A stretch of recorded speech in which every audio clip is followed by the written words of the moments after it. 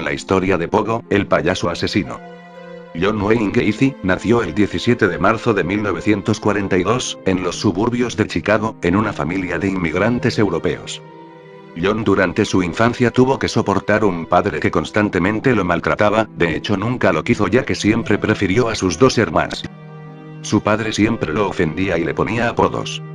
Sin embargo, eso no sería lo peor que le sucedería en su infancia ya que, a los 9 años de edad, un amigo de la familia abusó sexualmente de él. Cuando tenía 11 años se golpeó en la frente con un columpio, y como consecuencia se le formó un coágulo de sangre en el cerebro que pasó desapercibido hasta la edad de 16 años, cuando comenzó a sufrir desmayos. Su padre pensó que esos episodios eran un esfuerzo para dar lástima y le acusó de estar fingiendo.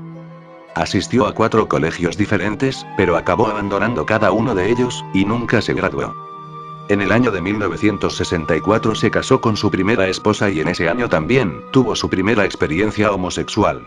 En 1971, compró una casa en un sector anónimo de Norwood, allí estableció su propio negocio dedicado a la construcción. Su primer matrimonio terminó después de ser declarado culpable por abuso sexual a menores en 1968.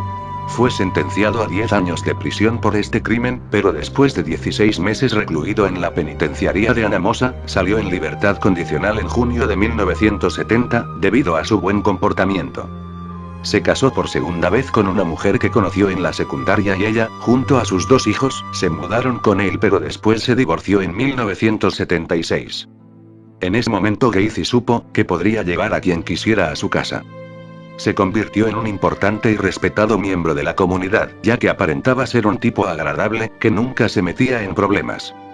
Ganó popularidad en su sector, cuando empezó a dar sus presentaciones como el payaso Pogo. Pogo se volvió famoso en los hospitales infantiles de la ciudad. Como su empresa era próspera y se estaba enriqueciendo, empezó a organizar asados en su jardín que llegaron a congregar a más de 300 personas, que regresaban a sus hogares con la panza repleta y las narices impregnadas con los malos olores que expelía su casa. En diciembre de 1978, un par de vecinos lo visitaron para solicitarle que hiciera algo con el olor a putrefacción que empezaba a filtrarse por las ventanas del vecindario. John justificó que el hedor se debía a ratas muertas. Robert Pist, un joven de 15 años, que trabajaba como ayudante de farmacia, no había llegado a casa 2 días, según ella él se encontraría con John ya que él le ofreció trabajo. Desde este punto muchos jóvenes empezaban a desaparecer y el hedor proveniente de la casa de Gacy se volvía más insoportable. Ante esto, agentes de policía allanaron su casa y fue sometido a varios interrogatorios, pero ninguno funcionó, no hallaron pistas. Gacy cometió un grave error ya que invitó a comer a estos agentes, y uno de ellos reconoció el hedor. Rápidamente se dirigieron al sótano de donde provenía el olor, este estaba inundado, drenaron el agua y se vieron cara a cara con una escena espeluznante. Aquí ya hacían 12 cuerpos de los jóvenes en estado de descomposición, aunque se encontraron más en la propiedad. John había matado a un total de 33 adolescentes. Su forma de operar era ofrecerles marihuana a los chicos, y que se subieran a su auto, inmediatamente Gacy los dejaba inconscientes, con escopolamina. Fue condenado a pena de muerte. Ejecutado el 10 de mayo de 1994. Sus últimas palabras fueron, «Bésame el trasero, nunca encontrarán a los demás».